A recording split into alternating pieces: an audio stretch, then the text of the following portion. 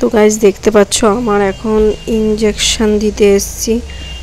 তো এটা হচ্ছে একটা দোকান, ওষুধের মেডিসিন দোকান। তো মেডিসিন দোকানে কেন এসেছি জানো তো?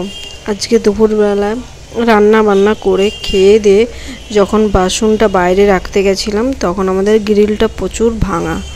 তো তোমাদেরকে আমি ওটা পরে শেয়ার করব, দেখবে। তো ওই গ্রিলটায় লেগে হাতটা পুরো ফুটো হয়ে গিয়ে মানে কি বলবো, ওই লোহার শিকটা ঢুকে গেছিলো কতটা।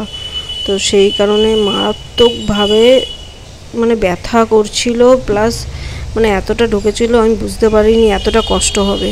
তো সেই কারণে আমার বর বললো যাও গিয়ে টিটেনাস নাও, না হলে এটা হিতে বিপরীত হতে পারে। তো সেই কারণে ওই টিটেনাস নিতে এসেছি, দেখো। তাই তোমাদের সঙ্গে একটু শেয়ার করলাম। আর আমার প্রত্যেকটা সময় বিপদ যাচ্ছে, কি করব বলো তো, কিছু বুঝতে পারছি না, খুব টেনশনে আছি।